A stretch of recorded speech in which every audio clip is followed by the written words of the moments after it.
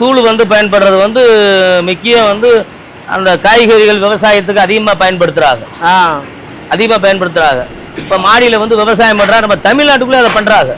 இதை இங்கேயே பயன்படுத்துறாங்க. இங்கேயே பயன்படுத்துறாங்க. அதை வந்து யாருக்கும் தெரியல. இல்லாட்டி ரொம்ப ஃபேமஸ் ஆகி போகுந்தது. வெண்டிக்காய் செடியிலிருந்து குடிவேருக்கு உள்ள விவசாயங்கள் வந்து இது வந்து நல்லா போஸ்ட் பண்ணி கொடுக்கும். அப்படி பார்த்தீங்கன்னா நம்ம ஏரியாவில் உள்ள விவசாயத்தில் கூட வெத்தலை கொடி இருக்கு, ஒரு கத்திரிக்காய் செடி இருக்கு.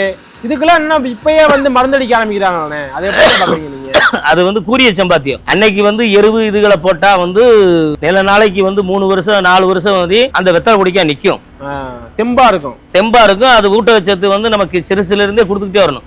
இன்னைக்கு வந்து சின்ன பிள்ளைக்கு வந்து ஆர்டிஎஸ் கொடுப்போம், அதை கொடுப்போம், இதை கொடுப்போம்னு கொடுக்குறாங்கல்ல, அந்த பிள்ளை குண்டா வந்துருது. இப்ப இல்லாத வீட்டு பிள்ளைய பாருங்க, இருக்கிற வீட்டு விட்டையை பாருங்க. இருக்கிற வீட்டு பிள்ளைகளுக்கு எல்லாம் கொடுத்து அது வந்து பல சீக்கில வாழ்ந்து வந்துருது. இல்லாத வீட்டு பிள்ளை வந்து அது கூழோ கஞ்சியோ குடிச்சிட்டு அது நல்லா ஸ்ட்ராங்கா இருக்கும். அதே மாதிரி அந்த விவசாயமும் என்ன செய்வாங்கன்னா, திடீர்னு இன்னைக்கு உள்ள வந்து காம்ப்ளெக்ஸை போடு, ஊரியாவை போடு, இது படாருன்னு வேமா வந்துடும். வேமா வரும், ஆனால் சீக்கிரமா போயிடும். விவசாயம் அழிஞ்சு போகுன்றீங்க. விவசாயம் அழிஞ்சு போகும். களக்குழி அடிக்கிறாங்க. களக்குழி அடிச்சு இப்போ என்ன பூமியெல்லாம் செத்துத்தான் கிடக்குது. எதுனாச்சும் எடுத்த மூடை வந்து ஏக்கருக்கு 40 மூடை எடுப்பாங்க.